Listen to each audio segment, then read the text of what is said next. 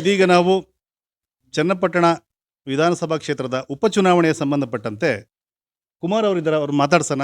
ಈ ಭಾಗದ JDS ಪ್ರಭಾವಿ ಮುಖಂಡರಿದ್ದಾರೆ. ಹಾಗೆ ತಮ್ಮ ಹೆಸರು ಸರ್? ಗೋವಿಂದಹಳ್ಳಿ ನಾಗರಾಜ್ ಸರ್ ಇದ್ದಾರೆ. PLD ಬ್ಯಾಂಕ್ ಅಧ್ಯಕ್ಷರಾದ ಗೋವಿಂದಹಳ್ಳಿ ನಾಗರಾಜ್ ಅವರಿದ್ದಾರೆ, ಅವ್ರನ್ನೂ ಮಾತಾಡ್ಸೋಣ. ಸರ್, ಈ ಚುನಾವಣೆ ಒಂದು ರೀತಿ ಈಗ ಹೈ ವೋಲ್ಟೇಜ್ ಕ್ಷೇತ್ರದ ಚುನಾವಣೆ ನಡೆದಂಗೆ ಇದೆ. ಇದ್ರ ಬಗ್ಗೆ ತಮ್ಮ ಅಭಿಪ್ರಾಯ ಸರ್ ತಮ್ಮದು? ಖಂಡಿತವಾಗಿ ಇದು ಹೈ ವೋಲ್ಟೇಜ್ ಚುನಾವಣೆನೇ. ಯಾಕಂದರೆ ಚುನಾವಣೆ ಕಾರ್ಯಕರ್ತರ ವಿರುದ್ಧ ಪ್ಲಸ್ ಸರ್ಕಾರದ ವಿರುದ್ಧ ನಡೀತಿರೋ ಚುನಾವಣೆ. ನಾವು ನಿಖಿಲ್ ಕುಮಾರಸ್ವಾಮಿ ಅವ್ರನ್ನ ಕುಮಾರಣ್ಣರೇ ಆಗಲಿ, ನಮ್ಮ ಪಕ್ಷದ ವರಿಷ್ಠರೇ ಆಗಲಿ, ಯಾರೇ ಆಗಲಿ ಅವ್ರನ್ನ ಕ್ಯಾಂಡಿಡೇಟ್ ಮಾಡಬೇಕು ಅನ್ನೋ ಉದ್ದೇಶ ಇರಲಿಲ್ಲ. ಮೊದಲನೇದಾಗಿ ನಿಖಿಲ್ ಕುಮಾರಸ್ವಾಮಿ ಅವ್ರಿಗೆ ಈ ಚುನಾವಣೆ ಇಷ್ಟ ಇರಲಿಲ್ಲ. ಅವ್ರಿಗೆ ನಮ್ಮ ಕಾರ್ಯಕರ್ತರು ಮತ್ತು ನಮ್ಮ ಈ ಕ್ಷೇತ್ರದ ಮುಖಂಡರುಗಳು ಎಲ್ಲರನ್ನೂ ಅವ್ರನ್ನ ಮನವೊಲಿಸಿ ಬಲವಂತವಾಗಿ ಕರ್ಕೊಂಬಂದು, ಬನ್ನಿ ಎಲ್ಲ ಟೈಮಲ್ಲೂ ನೀವೇ ಇರಬೇಕಿಲ್ಲಿ, ಒಳ್ಳೆಯದು ಕೆಟ್ಟದ್ದು ಸಮಯ ಬಂದೇ ಬರುತ್ತೆ, ಒಳ್ಳೆಯದು ಇದ್ದಾಗ ಎಲ್ಲ ಇದ್ದಾಗ ನೀವು ಎಲ್ಲ ಏನೂ ಇಲ್ಲದೇ ಇದ್ದಾಗ ನೀವಿಲ್ಲ ಅನ್ನಬಾರ್ದು, ನಮ್ಮ ಕಾರ್ಯಕರ್ತರಿಗೋಸ್ಕರ ನೀವು ಸೋಲು ಗೆಲುವು ಭಗವಂತ ನಿಶ್ಚಯ ಮಾಡ್ತಾನೆ, ನೀವು ಬರಲೇಬೇಕು, ನೀವು ಚುನಾವಣೆ ಮಾಡಲೇಬೇಕು ಅಂತೇಳಿ ನಮ್ಮ ಪಕ್ಷದ ಮುಖಂಡರು, ನಮ್ಮ ಕಾರ್ಯಕರ್ತರು ಎಲ್ಲರ ಒಕ್ಕೊರಲು ಮನವಿಗೋಸ್ಕರ ಇವತ್ತು ನಿಖಿಲ್ ಕುಮಾರಸ್ವಾಮಿ ಅವರು ಇಲ್ಲಿ ಕ್ಯಾಂಡಿಡೇಟ್ ಆಗಿದ್ದಾರೆ. ಆದ್ದರಿಂದ ಇದು ಹೈ ವೋಲ್ಟೇಜ್ ಚುನಾವಣೆ ಇದ್ರೂ ನಮ್ಮ ಈ ಕ್ಷೇತ್ರದ ಹೆಣ್ಣು ಮಕ್ಕಳು ಮತ್ತು ಹಿರಿಯ ಮುತ್ಸದ್ದಿಗಳು ನಿಖಿಲ್ ಕುಮಾರಸ್ವಾಮಿ ಬಗ್ಗೆ ಭಾರಿ ಒಲವು ಇಟ್ಕೊಂಡಿದ್ದಾರೆ. ನಮ್ಮ ಮುಂದಿನ ನಾಯಕ ಅವರು ಈ ಒಂದು ಚುನಾವಣೆಯಲ್ಲಿ ಅವ್ರನ್ನ ಕಾಪಾಡ್ಕೊಂಡ್ರೆ ಚನ್ನಪಟ್ಟಣದಲ್ಲಿ ಒಂದು 40 ವರ್ಷ ಅವ್ರು ಇರ್ತಾರೆ ಅನ್ನೋ ನಂಬಿಕೆ ಎಲ್ರಿಗೂ ಇದೆ. ಆದ್ದರಿಂದ ಈ ಚುನಾವಣೆ ಹೈ ವೋಲ್ಟೇಜ್ ಆದರೂ ನಿಖಿಲ್ ಕುಮಾರಸ್ವಾಮಿ ಅವರಿಗೆ ಅದು ಏನು ತೊಂದರೆ ಇಲ್ಲ, ಅವರ ಪರವಾಗಿದೆ. ಇಲ್ಲಿ ಒಂದು ರೀತಿ ಜನಬಲ ಮತ್ತು ಸರ್ಕಾರದ ವಿರುದ್ಧ ಒಂದು ಹೋರಾಟನ ಥರ ಇದೆ. ಅಂದರೆ ಇಡೀ ಸರ್ಕಾರ ಈ ಕ್ಷೇತ್ರದಲ್ಲಿ ಭಾಗವಹಿಸಿದೆ. ಮಂತ್ರಿಗಳು, ಶಾಸಕರು ಎಲ್ಲ ಒಂದೊಂದು ಜವಾಬ್ದಾರಿ, ಒಂದು ಗ್ರಾಮ ಪಂಚಾಯತ್ ವ್ಯಾಪ್ತಿ, ಜಿಲ್ಲಾ ಪಂಚಾಯತ್ ವ್ಯಾಪ್ತಿಯ ಜವಾಬ್ದಾರಿ ಕೊಟ್ಟಿದ್ದಾರೆ. ಇದನ್ನು ಯಾವ ರೀತಿ ಎದುರಿಸ್ತೀರಿ? ಇಡೀ ಸರ್ಕಾರ ಎದುರಿಸ್ಬೇಕಲ್ಲ, ನೀವು ಈ ಚುನಾವಣೆಯಲ್ಲಿ ಹೇಗೆ ಎದುರಿಸ್ತೀರಿ ಅದನ್ನೆಲ್ಲ? ಇಡೀ ಸರ್ಕಾರ ಬಂದರೂ ಇಲ್ಲಿ ಮತ ಚಲಾಯಿಸಬೇಕಾಗಿರೋ ಈ ಕ್ಷೇತ್ರದ ಮತದಾರರು, ಆ ಮತದಾರರಿಗೆ ಸರ್ಕಾರ ಏನು, ಈ ಸರ್ಕಾರ ಏನು ಮಾಡಿದೆ ಅಂತಲೂ ಗೊತ್ತಿದೆ. ನಮ್ಮ ಮತದಾರರು ಯಾವುದೇ ಆಮಿಷಕ್ಕೊಳಗಾಗ್ದೇ, ಯಾವುದೇ ಇದಕ್ಕೊಳಗಾಗ್ದೇ ಈ ಸರ್ಕಾರದ ಬಗ್ಗೆ ಏನು ಮಾಡ್ತಾಯಿದೆ, ಈ ಸರ್ಕಾರ ಯಾವ ಮಟ್ಟದಲ್ಲಿ ಸರ್ಕಾರ ನಡೆಸ್ತಾ ಇದೆ ಅಂತ ಜನಕ್ಕೆ ಮನದಟ್ಟಾಗಿದೆ. ಈ ಮತದಾರರು ನಮ್ಮ ಯಾರನ್ನೂ ಕೈ ಬಿಡಲ್ಲ ನಿಖಿಲ್ ಕುಮಾರಸ್ವಾಮಿ ಅವ್ರನ್ನ. ಆದ್ದರಿಂದ ಗೌರ್ಮೆಂಟ್ ವಿರುದ್ಧ ಆದರೂ ಏನೂ ತೊಂದರೆ ಇಲ್ಲ, ಮತದಾರರೇ ಸರ್ಕಾರನ ಎದುರಿಸ್ತಾರೆ. ಸರ್ಕಾರದವ್ರು ಹೇಳ್ತಿದ್ದಾರೆ, ನಮ್ಮ 5 ಗ್ಯಾರಂಟಿಗಳು ನಮ್ಗೆ ಯಾವುದೇ ಕಾರಣಕ್ಕೂ ಕೈ ಬಿಡೋದಿಲ್ಲ, ಒಳ್ಳೆಯದಾಗತ್ತೆ. ಜೊತೆಗೆ ಯೋಗೇಶ್ವರ್ ಬಂದಿದ್ದರಿಂದ ನಮ್ಗೆ ಆನೆ ಬಲ ಬಂದಂಗೆ ಆಗಿದೆ. ಹಿಂದೆ ನಮ್ಮ ಓಟ್ ಕಡಿಮೆ ಇತ್ತು, ಬಟ್ ಯೋಗೇಶ್ವರ್ ನಮ್ಮದೇ ಪಕ್ಷದಿಂದ ಸ್ಪರ್ಧೆ ಮಾಡ್ತಿರೋದ್ರಿಂದವ ಒಳ್ಳೆ ವಾತಾವರಣ ಇದೆ, 5 ಗ್ಯಾರಂಟಿ ವರ್ಕೌಟ್ ಆಗುತ್ತೆ ಅಂತ ಹೇಳ್ತಾರೆ. ಇದ್ರ ಬಗ್ಗೆ ಈಗ ತಮಗೆಲ್ಲ ಗೊತ್ತಿದೆ, 5 ಗ್ಯಾರಂಟಿಗಳಲ್ಲಿ ಇದುವರೆಗೂ ಈಗ ಏನಾಗಿದೆ ಅಂತ ಗೊತ್ತಿದೆ. ಸರ್ಕಾರ ಗ್ಯಾರಂಟಿ ಯಾವ್ಯಾವುದು ಕೊಡಬೇಕಾಗಿತ್ತು ಅಂದರೆ ಈ ಫ್ರೀ ಬಸ್ಸು ಇದು ಎಲ್ಲ ಮಾಡಿಬಿಟ್ಟು, ಈಗ ನಿಮ್ಗೆ ಗೊತ್ತು ಮನೇಲಿ ಹೆಂಗಸ್ರು ಇರ್ತಾ ಇಲ್ಲ, ಮನೇಲಿ ಏನು ತೊಂದರೆ ಐತೆ ಅಂತ ತಮಗೆಲ್ಲ ಗೊತ್ತಿದೆ. ಸರ್ಕಾರ ಗ್ಯಾರಂಟಿ ಕೊಡಬೇಕಾದ್ರೆ ನಾವು ಕೆಲವು ಸರ್ಕಾರಕ್ಕೆ ನಾವು ಈಗಲೂ ಕೈಗೆ ಜೋಡಿಸಿ ಕೇಳ್ಕೊತೀವಿ, ಇನ್ನೂ ನಡೆಸಲಿ ಅವರೇ, ಸರ್ಕಾರ ತೊಂದರೆ ಇಲ್ಲ, ನೀವು ಫ್ರೀ ಎಜುಕೇಷನ್ ಕೊಡಿ.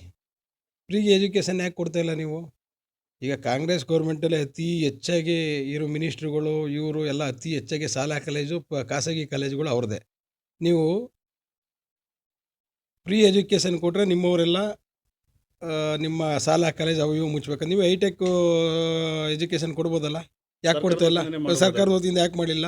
ನೀವು ಫ್ರೀ ಎಜುಕೇಷನ್ ಕೊಡಿ, ರೈತರಿಗೆ ಫ್ರೀ ಉಚಿತವಾಗಿ ಯೂರಿಯಾ ಗೊಬ್ಬರ ಕೊಡಿ, ಮತ್ತು ಬೇರೆ ನೀವು ಫ್ರೀ ಮೆಡಿಸಿನ್ ಕೊಡಿ, ಆರೋಗ್ಯ ಫ್ರೀ ಕೊಡಿ. ಅದು ಬಿಟ್ಬಿಟ್ಟು ಇದು ಯಾವುದೋ ಈ ಗ್ಯಾರಂಟಿಗಳು ಕೊಟ್ಬಿಟ್ಟು 2 ಸಾವಿರ ಹಾಕಿ ಈಗ ರೋಡು ಮುಚ್ಚಕ್ಕೆ ಕೆಲಸ ಇಲ್ಲ, ಇದು ಯಾವ ಕಾಮಗಾರಿ ಆಯ್ತವೆ, ಯಾವ ಕಾಂಟ್ರಾಕ್ಟ್ರುಗಳು ಏನು ಕೆಲಸ ಮಾಡ್ತಾವ್ರೆ, ಏನು ಅಭಿವೃದ್ಧಿ ಆಗ್ತಾಯಿದೆ ನಿಮಗೆ? ಈಗ ಹಣ ಒಂದು ದಿವಸಕ್ಕೆ ಏನಾರು ಬೇಕಲ್ಲ, ಇಂಥವು ಮಾಡಿದ್ರೆ ನಿಮಗೇನು ಗ್ಯಾರಂಟಿಲೂ ನೀವು ಒಳ್ಳೇದು ಗ್ಯಾರಂಟಿ ಕೊಡಬೇಕು. ಈಗ ಮನುಷ್ಯ ಬದುಕಿದ್ಮೇಲೆ ಊಟ ತಿನ್ನೋಕೆ ಏನೋ ಮಾಡ್ತಾನೆ, ಓಡಾಡೋಕೆ ಏನೋ ಮಾಡ್ತಾನೆ, ಆದರೆ ನೀವು ಮನುಷ್ಯನಿಗೆ ಬದುಕು ಕಟ್ಕೊಡ್ಬೇಕಾಗಿರೋ ಫ್ರೀ ಎಜುಕೇಷನ್ನು, ರೈತರಿಗೆ ಗೊಬ್ಬರ, ರಸಗೊಬ್ಬರ ಇಂಥ ಸಹಾಯ ಮಾಡಿ, ಫ್ರೀ ಮೆಡಿಸನ್ ಮಾಡಿ. ಕೆಲವ್ರಿಗೆ ಹಾಸ್ಪಿಟ್ಲಿಗೆ ಹೋಗಿ ದುಡ್ಡಿಲ್ಲ, ತೋರಿಸ್ಕೊಳ್ಳೋಕೆ ದುಡ್ಡಿಲ್ಲ, ಕಾಯಿಲೆ ಬಿದ್ದಿರ್ತಾರೆ, ಇಂಥವು ಗ್ಯಾರಂಟಿ ಕೊಡಿ. ಅದು ಬಿಟ್ಬಿಟ್ಟು ನೀವು ಸೋಮಾರಿತನದ ಗ್ಯಾರಂಟಿಗಳು ಕೊಡಬೇಡಿ ಅಂತ ನಾನು ಮನವಿ ಮಾಡ್ತೀನಿ. HD ಕುಮಾರಸ್ವಾಮಿ ಅವರು ಈ ಕ್ಷೇತ್ರದಲ್ಲಿ ಮೊದಲ ಬಾರಿ ಶಾಸಕರಾಗಿ, ಅಂದರೆ ಕಳೆದ ಅವಧಿಯಲ್ಲಿ ಶಾಸಕರಾಗಿ ಮುಖ್ಯಮಂತ್ರಿನೂ ಆದರು. ಅದು ಕಾಂಗ್ರೆಸ್ ಜೊತೆಗೂಡೆ ಮುಖ್ಯಮಂತ್ರಿ ಆಗಿದ್ದರು. ಈ ಸಾರಿ 1.5 ವರ್ಷ ಶಾಸಕರಾಗಿದ್ದರು, ಈಗ MP ಆಗಿ ಕೇಂದ್ರ ಮಂತ್ರಿಗಳಾಗಿದ್ದಾರೆ. ಅವರ ಯಾವ ಕೆಲಸಗಳು ನಿಖಿಲ್ ಕುಮಾರಸ್ವಾಮಿಯವರ ಗೆಲುವಿಗೆ ಸಹಕಾರಿಯಾಗುತ್ತೆ ಈ ಕ್ಷೇತ್ರಕ್ಕೆ? ನಾವು ತಮಗೆ ಒಂದು ವಿಷಯ ಹೇಳಕ್ಕೆ ಬಯಸ್ತೀವಿ. ಇಲ್ಲಿ ಕುಮಾರಸ್ವಾಮಿ ಅವರು ಏನು ಕೆಲಸ ಮಾಡಿದ್ರು ಅದನ್ನು ಎಲ್ಲೂ ಹೇಳ್ಕೊತಾ ಇಲ್ಲ ಅವರು. ಕುಮಾರಸ್ವಾಮಿ ಬಂದಮೇಲೆ ಈ ಕ್ಷೇತ್ರಕ್ಕೆ ಒಂದು 1600 ಕೋಟಿ ಅನುದಾನ ತಂದವ್ರೆ, ರಸ್ತೆ ಅಭಿವೃದ್ಧಿ ಮಾಡವ್ರೆ. ಎಲ್ಲದಕ್ಕಿಂತ ಹೆಚ್ಚಾಗಿ 650 ಕೋಟಿ ಸತ್ಯಗಾಲ ಪ್ರಾಜೆಕ್ಟ್ ಮಾಡಿ ಈಗಲೂ ಡ್ಯಾಮ್ಗೆ ನಿರಂತರವಾಗಿ ನೀರಾವರಿ ಆಗಲಿ, ಈ ಭಾಗದ ಜನರಿಗೆ ಅನುಕೂಲ ಆಗಲಿ ಅಂತೇಳಿ ಮಾಡವ್ರೆ. ಮೊದಲು ನಮಗೆ ಗೊತ್ತಿದ್ದಂಗೆ 17 ಕೆರೆ ತುಂಬಿಸಿದ್ರು ಈ ಹಿಂದೆ ಇದ್ದ ಶಾಸಕರು. ಕುಮಾರಣ್ಣ ಬಂದಮೇಲೆ 120 ಕೆರೆಗಳಿಗೆ ನೀರು ಬಿಟ್ಟವ್ರೆ. ಮತ್ತು ಬಡವ್ರ ಬಗ್ಗರಿಗೆ ನೀವು ಯಾವುದೇ ವಿಚಾರದಲ್ಲಿ ಹೋಗಲಿ ಸಹಾಯ ಮಾಡಿದ್ದಾರೆ. ಈ ಕ್ಷೇತ್ರದಲ್ಲಿ ಕಾಲೇಜ್ ಆಗಿರ್ಬೋದು, ಇನ್ನೊಂದಾಗಿರ್ಬೋದು, ಅಭಿವೃದ್ಧಿಗೆ ಕುಮಾರಣ್ಣನೇ ಒಂದು, ಬೇರೆಯವರೇ ಒಂದು. ತಮ್ಗೆ ಗೊತ್ತಿದೆ ಯಾವ ಗೌರ್ಮೆಂಟ್ ಇದ್ದರೂ ಕುಮಾರಣ್ಣ ಏನು ಮಾಡಬೇಕು ಅದು ಅಭಿವೃದ್ಧಿ. ಅದು ಈ ತಾಲೂಕಿನ ಜನರಲ್ಲಿ ಅದು ಮನದಟ್ಟಾಗಿದೆ. ಆದರೆ ಎಲ್ಲೂ ಅವರು ವೇದಿಕೆಯಲ್ಲಿ ಪ್ರಸ್ತಾಪ ಮಾಡಲ್ಲ ತಾವು ಮಾಡಿರೋ ಕೆಲಸನ. ಅದು ಜನರಿಗೆಲ್ಲ ಗೊತ್ತಿರೋದನ್ನ ಅದೇ ಶ್ರೀರಕ್ಷೆ ನೇಕಿಲ್ಗೆ ಅಂತ ನಾವು ಅಂದ್ಕೊಂಡಿದ್ದೀವಿ. ಸರ್, ಈ ಕ್ಷೇತ್ರದ ಜನತೆ ನಿಖಿಲ್ ಕುಮಾರಸ್ವಾಮಿ ಅವರು ಯಾಕೆ ಓಟ್ ಹಾಕ್ಬೇಕು ಸರ್? ಸರ್, ಈ ಕ್ಷೇತ್ರದ ಜನತೆ ನಿಖಿಲ್ ಕುಮಾರಸ್ವಾಮಿ ಯಾಕೆ ಬೇಕಂದರೆ, ಒಳ್ಳೆ ಯುವಕ, ಒಳ್ಳೆ ದೊಡ್ಡ ಮನೆತನದಿಂದ ಬಂದಿರೋನು, ಜನಭಾವಣಿಕೆ ಇದೆ. ಮತ್ತು ನಿಮ್ಮ ಜೊತೆ ಮುಂದಿನ ದಿನದಲ್ಲಿ ಕಷ್ಟ ಸುಖಕ್ಕೆ ನಿಂತ್ಕೋತಾರೆ. ಆಮೇಲೆ ಈ ಕ್ಷೇತ್ರನ ನೀವು ಈಗ ಅವ್ರಿಗೆ ಕೊಟ್ಟರೆ ಇನ್ನು ಅವರು ಬದುಕಿರೋ ಜೀವಿತಾವಧಿಯಲ್ಲೂ ಈ ಕ್ಷೇತ್ರದಲ್ಲೇ ಇರ್ತಾರೆ. ಯುವಕ, ಅವ್ರಿಗೆ ನೆಟ್ವರ್ಕ್ ಇದೆ, ಎಲ್ಲಿ ಏನು ಮಾಡಬೇಕು, ಜನಕ್ಕೆ ಯಾವ ರೀತಿ ಸ್ಪಂದಿಸಬೇಕು, ಜನಪರ ಕಾಳಜಿ ಇದೆ, ಜನರ ಸಮಸ್ಯೆಗೆ ಯಾವ ರೀತಿ ಆಲಿಸ್ಬೇಕು ಅಂತ ಈಗ ಅಬ್ಸರ್ವ್ ಮಾಡ್ತಾ ಇರಬೇಕು. ಅವ್ರ ತಂದೆಗಿಂತ 100 ಪಟ್ಟು ಮೇಲೂ ಜನಭಾವಣಿಕೆ ಅವ್ರಿಗಿದೆ ಅಂತ ಜನರಲ್ಲಿ ಕೇಳಿಬರ್ತಾ ಇದೆ, ನಾನೇ ಹೇಳ್ತಾ ಇಲ್ಲ. ಯಾರೇ ಹೋದ್ರೂ ಅವ್ರು ಒಂದು ಸಲ ಅವ್ರ ಹೆಸರು ಜ್ಞಾಪಕ ಇಟ್ಕೊಂಡ್ರೆ ಅವರು ಮರೆಯಲ್ಲ, ನೆಕ್ಸ್ಟ್ ಹೆಸರು ಹಿಡ್ದೆ ಕರೆಯೋದವರು. ಆಮೇಲೆ ಎಲ್ಲರೂ ಜನರ ಜೊತೆಗೆ ತಾಳ್ಮೆಯಿಂದ ಬನ್ನಿ ಏನಾಗಬೇಕು, ಅವ್ರನ್ನ ಕಷ್ಟ ಸುಖನ ಏನು ಅಂತ ಕೇಳ್ತಾರೆ. ಅದನ್ನು ಅವ್ರ ಕಷ್ಟ ತೀರ್ಸೋಕ್ಕೂ ಅವರು ಪ್ರಯತ್ನ ಪಡ್ತಾರೆ. ಆದ್ದರಿಂದ ನಿಖಿಲ್ ಕುಮಾರಸ್ವಾಮಿ ಅಂತವರು ಈ ಕ್ಷೇತ್ರಕ್ಕೆ ಬೇಕು, ಅನಿವಾರ್ಯ. ಇದೊಂದು ಸಲ ನಿಖಿಲ್ ಕುಮಾರಸ್ವಾಮಿ ಅವರು ಬಂದರೆ ಅವರ ಜೀವಿತಾವಧಿ ಇರುಗಂಟನೂ ಈ ಕ್ಷೇತ್ರನ ಕಾಪಾಡ್ತಾರೆ ಅನ್ನೋ ನಂಬಿಕೆ ನಮ್ಮ ಕಾರ್ಯಕರ್ತರು ಮತದಾರರಲ್ಲಿ ಇದೆ. ಅದಕ್ಕೆ ಅನಿವಾರ್ಯವಾಗಿ ನಿಖಿಲ್ ಕುಮಾರಸ್ವಾಮಿ ಬೇಕು. ಸರ್, ಈಗ ಈ ಕ್ಷೇತ್ರದ ಮತದಾರನೂ ಹೌದು, ಮನೆ ಮಗನೂ ಹೌದು. ಹಾಗಾಗಿ ನಾವು ಅವ್ರನ್ನೇ ಗೆಲ್ಲಿಸ್ತೀವಿ ಅಂತೇಳಿ ಕಾಂಗ್ರೆಸ್ ಮತದಾರರು ಹೇಳ್ತಾ ಇದ್ದಾರೆ. ಮತ್ತು ಕಾಂಗ್ರೆಸ್ ಸರ್ಕಾರ, ಕಾಂಗ್ರೆಸ್ ಜನತೆ ಕೂಡ ಅದನ್ನೇ ಹೇಳ್ತಾ ಇದ್ದಾರೆ. ಇದ್ರ ಬಗ್ಗೆ ತಮ್ಮ ಒಪಿನಿಯನ್? ನಿಖಿಲ್ ಕುಮಾರಸ್ವಾಮಿ ಹೊರಗಿನವರು ಅಂತ ಹೇಳ್ತಾ ಇದ್ದಾರೆ ಅವರು. ಇವರು ಕೂಡ ಈ ಕ್ಷೇತ್ರದ ಜನತೆ ಮತದಾರ ಅಂತ ಹೇಳ್ತಾ ಇರಲ್ಲ. ಇವರು ರಿಯಲ್ ಎಸ್ಟೇಟ್ ಉದ್ಯಮ ಮಾಡ್ಕೊಂಡು ಬೆಂಗಳೂರಲ್ಲಿದ್ದಂಥವರು ಸಾವಿರಾರು ಜನಕ್ಕೆ ಟೋಪಿ ಹಾಕಿ ಬಂದು ಇಲ್ಲಿ ರಾಜಕೀಯ ಮಾಡೋಕ್ಕೆ ಬಂದು ಸುಮಾರು 1999ರಿಂದ ಬಂದವರು ಒಂದು 10 ಎಲೆಕ್ಷನ್ ಮಾಡವ್ರೆ. ದಿನ ಆ ಪಕ್ಷ ಈ ಪಕ್ಷ, ಆ ಪಕ್ಷ ಈ ಪಕ್ಷ ಅಂತ ಮಾಡಿ ಅವರು ಏನು ಅಭಿವೃದ್ಧಿ ಇಲ್ಲ. ಕಾಂಗ್ರೆಸ್ ಪಕ್ಷದಲ್ಲಿ ಸಹ ನಿಂತವ್ರು ಅವರು. ಕಾಂಗ್ರೆಸ್ ಪಕ್ಷದ ಅಭಿವೃದ್ಧಿ ನಮ್ಮ ಚನ್ನಪಟ್ಟಣ ತಾಲೂಕಿಗೆ ಶೂನ್ಯ. ಇಲ್ಲಿ ಗಂಟ ಏನು ಅಭಿವೃದ್ಧಿ ಆಗಿದ್ದರೆ ನೋಡಿ, 94-95ರಲ್ಲಿ ವರದೇಗೌಡರು ಮಿನಿಸ್ಟ್ರ್ ಆಗಿದ್ದರು, ಸನ್ಮಾನ್ಯ ದೇವೇಗೌಡರು CM ಆಗಿದ್ದಾಗ ಚನ್ನಪಟ್ಟಣ ರಾಮನಗರ ಕುಡಿಯುವ ನೀರನ್ನ ಕೊಟ್ಟದ್ದು ಕಣ್ವಾದಿಂದ. ಮತ್ತು ಜೋಡಿ ರಸ್ತೆ ಮಾಡಿದ್ದು ಅವರು. ತಿರ್ಗಾ ದೇವೇಗೌಡರು 97ರಲ್ಲಿ ಡ್ಯಾಮ್ ಉದ್ಘಾಟನೆ ಮಾಡಿದ್ರು. ತಿರ್ಗಾ ಸಾಲ ಮನ್ನಾ ಮಾಡಿದ್ರು. ಹಾಗೆ BJPಯವರು ಏತ ನೀರಾವರಿಗೆ 180 ಕೋಟಿ ದುಡ್ಡು ಕೊಟ್ಟರು. ಆ ನೀರಲ್ಲಿ ಸಾಲ್ತಾ ಇಲ್ಲ ಅಂಥೇಳಿ ಶಾಶ್ವತ ನೀರಾವರಿ ಮಾಡಬೇಕು ಅಂಥೇಳಿ ನಮ್ಮ ಕುಮಾರಸ್ವಾಮಿ ಅವರು 580 ಕೋಟಿ ಸತ್ಯಗಾಲ ಯೋಜನೆಗೆ ಶಾಶ್ವತ ನೀರಾವರಿ ಯೋಜನೆ ಕೊಟ್ಟಿದ್ದಾರೆ. ಇವೆಲ್ಲ ಅವರು ಮಾಡಿರುವಂಥ ಕೆಲಸಗಳು ನೂರಾರು ವರ್ಷ ತಾಲೂಕಿನಲ್ಲಿ ಅಚ್ಚರಿ ಉಳಿಯುವಂಥ ಕೆಲಸಗಳು. ಇವರು BJPಯವರು ಯೋಗೇಶ್ವರ್ಗೆ ಸೋತಿದ್ರು ಕೂಡ MLC ಮಾಡಿ ಮಿನಿಸ್ಟ್ರು ಕೊಟ್ಟರು. 2 ಸಲ ಮಿನಿಸ್ಟ್ರು ಮಾಡಿದರು.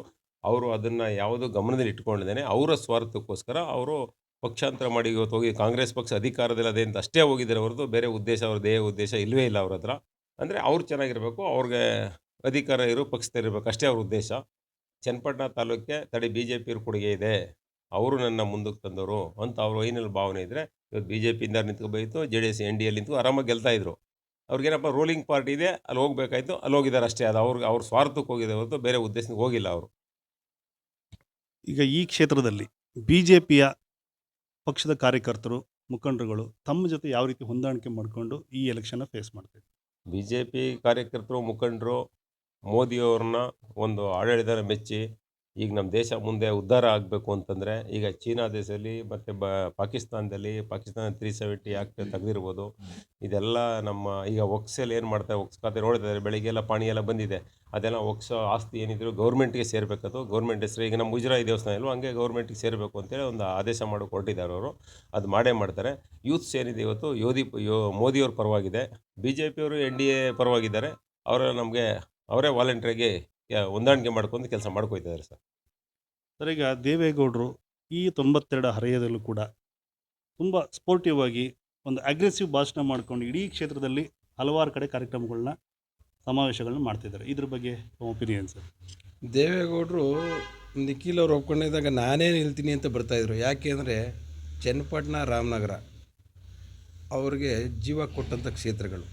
ಚನ್ನಪಟ್ಟಣ, ಅದರಲ್ಲೂ ವಿಶೇಷವಾಗಿ ಚನ್ನಪಟ್ಟಣ ಜನತೆನ ದೇವೇಗೌಡರು ಮರೆಯಲ್ಲರು. ದೇವೇಗೌಡರು 93 ವಯಸ್ಸಲ್ಲೂ ಅವರು ಹಿಂಗೆ ಕ್ಷೇತ್ರ ಸುತ್ತವ್ರೆ ಅಂದರೆ ಅವರು ಚನ್ನಪಟ್ಟಣ ಜನತೆ ಮೇಲೆ ಇಟ್ಟಿರುವಂಥ ವಿಶ್ವಾಸ, ಪ್ರೀತಿ, ನಂಬಿಕೆ.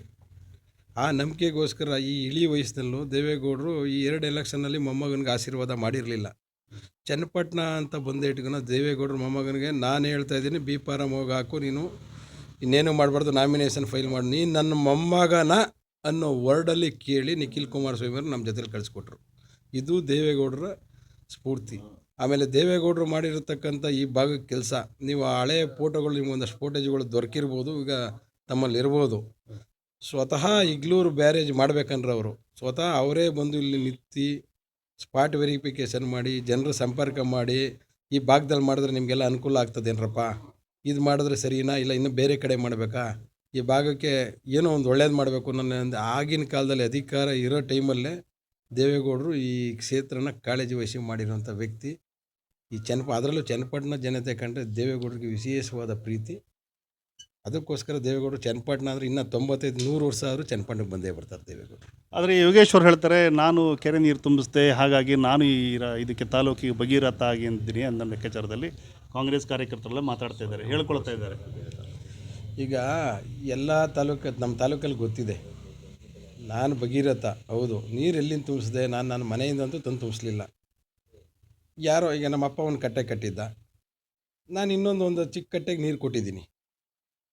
ನಮ್ಮಪ್ಪ ಕಟ್ಟೆ ಕಟ್ಟಲಿಲ್ಲ ಅಂದರೆ ನಾನು ಇನ್ನೊಂದು ಕಟ್ಟೆಗೆ ನೀರು ಹೆಂಗೆ ಕೊಡ್ತಿದ್ದೆ? ಒಂದು ಆಯಿತು. ಅದು ಬಿಟ್ಟರೆ 17 ಕೆರೆಗೆ ನೀರು ತುಂಬಿಸೋರೆ. 17 ಕೆರೆಗೆ ನೀರು ತುಂಬಿಸೋಕ್ಕೆ ಪ್ರಾಜೆಕ್ಟ್ ಎಲ್ಲಿಂದ ಬಂತು? ಅಪ್ರೂವಲ್ ಮಾಡಿಕೊಟ್ಟವ್ರು ಯಾರು? ಅಪ್ರೂವಲ್ ಮಾಡಬೇಕಂದ್ರೆ ದೇವೇಗೌಡರ ಕೊಡುಗೆ ಏನಿದೆ ಅಲ್ಲಿ? ಸದಾನಂದ ಗೌಡರು ಅಪ್ರೂವಲ್ ಮಾಡಿಕೊಡ್ಬೇಕಾದ್ರೆ ನಮ್ಮ ಜಸ್ಟಿಸ್ ರಮೇಶ್ ಅಣ್ಣವರು ಒಂದು ಪ್ಲ್ಯಾನ್ ಕೊಡ್ತಾರೆ ಸದಾನಂದ ಗೌಡರಿಗೆ. ಸದಾನಂದ ಗೌಡರು ಮುಖ್ಯಮಂತ್ರಿ ಆಗಿರ್ತಾರೆ. ಇವ್ರು ಎಷ್ಟೇ ಫೈಲು ರೆಡಿ ಮಾಡಿ ಕಳಿಸಿದ್ರು ಇವ್ರ ಫೈಲು ಮೂವ್ ಆಗಿರಲ್ಲ. ಕೊನೆಗೆ ರಮೇಶ್ ಅಣ್ಣವ್ರು ಏನು ಮಾಡ್ತಾರೆ, ಫೈಲ್ ಮೂವ್ ಮಾಡಿಸಿ ಅಪ್ಪಾಜಿಯವ್ರ ಹತ್ರ ಸದಾನಂದ ಗೌಡರು ಫೋನ್ ಮಾಡಿ ಹೇಳಿಸ್ತಾರೆ, ನಮ್ಮ ಚನ್ನಪಟ್ಟಣ ಜನತೆಗೆ ನಿಮಗೆ ಅನಿವಾರ್ಯವಾಗಿ ಅದು ಬೇಕೇ ಬೇಕು ಅಂತ. ದೇವೇಗೌಡರು ಸ್ವತಃ ಖುದ್ದಾಗಿ ಸದಾನಂದ ಗೌಡರಿಗೆ ಮಾಡಿ 187 ಕೋಟಿ ಏನಣ್ಣ, 187 ಕೋಟಿ ರಿಲೀಸ್ ಮಾಡಿ ಪೈಪ್ಲೈನ್ಗಳು ಕಾಮಗಾರಿ ಆಗ್ತವೆ. ಆ ಕಾಮಗಾರಿ ಏನೇನಾಗಿದೆ, ಆ ಕಾಮಗಾರಿಲಿ ಕಮಿಷನ್ ಎಷ್ಟೆಷ್ಟು ಹೋಗಿದೆ ಅಂತ ಅದು ಎಲ್ರಿಗೂ ಗೊತ್ತಿರೋ ವಿಚಾರ. ಭಗೀರಥ ಆಗಬೇಕಂದ್ರೆ ನಂದು ಸ್ವಂತ ಕೊಡುಗೆ ಇರಬೇಕು. ನಂದೇನು ಕೊಡುಗೆ ಇಲ್ಲದೇ ಭಗೀರಥ ಆಗೋಕ್ಕೆ ಸಾಧ್ಯ ಇಲ್ಲ. ಆಯಿತು, ನೀವು ಭಗೀರಥ ಮಾಡಿದಿರಿ, ಕೆಲಸ ಮಾಡಿದಿರಿ, ಎಷ್ಟು 17 ಕೆರೆಗೆ ನೀವು ಸ್ವಂತದಿಂದ ಏನು ಮಾಡಲಿಲ್ವಲ್ಲ. ಈಗ ಕುಮಾರಸ್ವಾಮಿ ಅವರು ಗೌರ್ಮೆಂಟ್ ನಡೆಸ್ಬೇಕಾದ್ರೆ 45,000 ಕೋಟಿ ಸಾಲ ಮನ್ನಾ ಮಾಡಿದ್ರು. ಏನಕ್ಕೆ ಮಾಡಿದ್ರು? ನೀವು 17 ಕೆರೆ ನೀರು ತುಂಬಿಸ್ಬಿಟ್ಟು ನಾನು ಮಾಡಿದೆ ಅಂತ ಇದ್ದೀರಾ. ಅದೇ ಕುಮಾರಣ್ಣವ್ರು 120 ಕೆರೆ ನೀರು ತುಂಬಿಸವ್ರೆ. ಎಲ್ಲಾರ ಒಂದು ಕಡೆ ಕುಮಾರಣ್ಣವ್ರು ನಾನು ಭಗೀರಥ ಅಂತ ಹೇಳಿದಾರ? ನಾನು 45,000 ಕೋಟಿನ ಎಷ್ಟು ತಮಗೆ ಗೊತ್ತಿದೆ, 50,000 ಕೋಟಿ ಮನ್ನಾ ಮಾಡಿಬಿಟ್ಟು ನಾನು ದೇಶಕ್ಕೆ ಮನ್ನಾ ಮಾಡಿದೆ, ರಾಜ್ಯಕ್ಕೆ ಮನ್ನಾ ಮಾಡಿದೆ ಅಂತ ಎಲ್ಲರೂ ಯಾವತ್ತಾರ ಕುಮಾರಣ್ಣವ್ರ ಬಾಯಲ್ಲಿ ಬಂದಿದೆಯಾ? ಅಂದರೆ ದೊಡ್ಡ ಮನೆಯವ್ರ ದೊಡ್ಡ ಗುಣ ಏನು ಅಂದರೆ ಮಾಡಿದ ಕೆಲಸನ ಹೇಳ್ಕೊಳ್ಳಲ್ಲ ಅವರು. ನಾವು ಅದು ಸ್ವಯಂ ಘೋಷಿತ, ನಾನು ಕೆರೆ ತುಂಬಿಸ್ದೆ, ಎಲ್ಲಿಂದ ತುಂಬಿಸ್ದೆ ಅಂತ ಹೇಳ್ತಾರೆ ಅವ್ರನ್ನ. ಎಲ್ಲಿಂದ ಬತ್ತು ಕೆರೆ ತುಂಬಿಸ್ಬೇಕಾರೆ? ನಿಮ್ಮ ಮನೆಯಿಂದ ಪೈಪ್ಲೈನ್ ಹಾಕ್ಬಿಟ್ಟಿದ್ರಾ, ಇಲ್ಲ ಯಾವ್ದಾರ ಮೇಲ್ದಂಡೆ ಯೋಜನೆ ನಿಮ್ಮ ಸ್ವಂತ ಕಾಸಲ್ಲಿ ಹಾಕಿ ಮಾಡಿದ್ದೀರಾ? ನಿಮ್ಮ ತಾಲೂಕು ನಿಮ್ಮ ಕೊಡುಗೆ ಏನು? ಯಾವ್ದಾರ ಊರಿಗೆ ಒಂದು ಫ್ರೀ ಬೋರ್ವೆಲ್ ಹಾಕ್ಸ್ಕೊಟ್ಟಿದ್ದೀರಾ? ಮನೆಗೆ ಒಂದು ಕ್ಯಾನ್ಗೆ ಅಂತ ನೀರು ಕೊಟ್ಟಿದ್ದೀರಾ? ಒಂದು ಕ್ಯಾನ್ ನೀರು ಕೊಟ್ಟಿದ್ದೀರಾ? ನಿಮ್ಮ ಕೊಡುಗೆ ಏನು? ಬಂದಿರೋ ಗೌರ್ಮೆಂಟಲ್ಲಿ ನೀವು ಆ ಬಿಸ್ಲರಿ ಪ್ಲ್ಯಾಂಟ್ ಒಂದತ್ತು ಮಾಡಿದ್ರೆ ಅವು ನಡೀತಾ ಇಲ್ಲ. ನಾವು ಅದನ್ನ ಬಮ್ಮೂಲಿಂದ ಒಂದಷ್ಟು ಮಾಡಿದ್ದೀವಿ. ಮನೆಗೆ ನೀರಿನ ಕ್ಯಾನಾರ ಕೊಡಿಸಿದ್ದೀವಿ ನಾವು ನಮ್ಮ ಸ್ವಂತ ದುಡ್ಡುಗಳಲ್ಲಿ. ನಾನು ಹೇಳಿದ ನಿಮ್ಮದು ಸ್ವಂತ ದುಡ್ಡಲ್ಲಿ ನಿಮ್ಮ ಸ್ವಂತ ಖರ್ಚಲ್ಲಿ ಒಂದು ಕೊಳವೆ ಬಾವಿ ಇದೆಯಾ ನೀವು ಈ ತಾಲೂಕಲ್ಲಿ? ನಿಮ್ಮ MLA ಗ್ರಾಂಟಲ್ಲಿ ಕೊಟ್ಟಿರ್ಬೋದು. ಯಾರೋ ಮಾಡೋದು ಕೆರೆ ತುಂಬಿಸಿ, ಯಾರೋ ಮಾಡಿದ ಇದು ಮಾಡಿ ಆ ಪೈಪ್ಲೈನಲ್ಲಿ ಬಂದಂಥ ಕಮಿಷನ್ ತಗೊಂಡು ನೀವೆಲ್ಲ ಮಾಡಿ. ನಾನು ಭಗೀರಥ ಅನ್ನೋದು ನನ್ನ ಸ್ವಾರ್ಥ, ಸ್ವಯಂ ಘೋಷಿತ. ನಮ್ದು ಏನಾರ ಕೊಡುಗೆ ಇದ್ದರೆ ಜನ ಹೇಳಬೇಕು, ನಾವು ಹೇಳೋದಲ್ಲ. ಯೋಗೇಶ್ವರ್ ಹೇಳ್ತಾವ್ರೆ, ಜನ ಯಾರು ಭಗೀರಥ ಅಂತ ಹೇಳ್ತಾವ್ರ?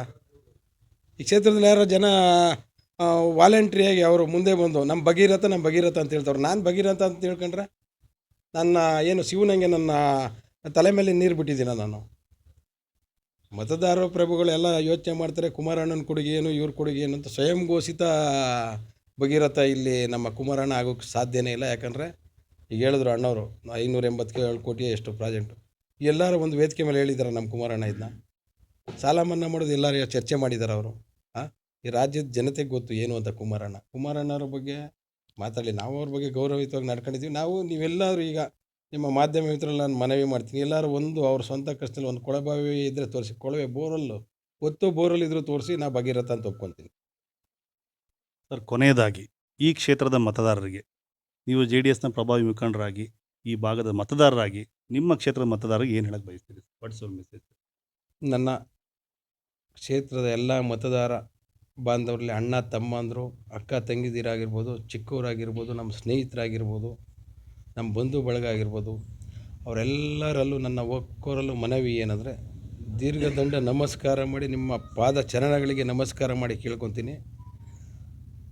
ಅನಿವಾರ್ಯವಾಗಿ ನಿಖಿಲ್ ಕುಮಾರಸ್ವಾಮಿಯವರು ಒಂದು ಅಗ್ನಿ ಪರೀಕ್ಷೆಗೆ ನಿಂತಿದ್ದಾರೆ. ಇಲ್ಲಿ ತಾವುಗಳು ಈ ಅಗ್ನಿ ಪರೀಕ್ಷೆಯಲ್ಲಿ ಅವ್ರಿಗೆ ಮತ ನೀಡಿ ಅವ್ರನ್ನ ಉಳಿಸ್ಕೊಂಡ್ರೆ ಶಾಶ್ವತವಾಗಿ ಅವರ ಜೀವಿತಾವಧಿವರೆಗೂ ನಿಮ್ಮ ಜೊತೆಲಿರ್ತಾರೆ. ಈ ಕ್ಷೇತ್ರನ ಮುಂದೊಂದು ದಿನ ಮಾದರಿ ಕ್ಷೇತ್ರವಾಗಿ ಮಾಡ್ತಾರೆ.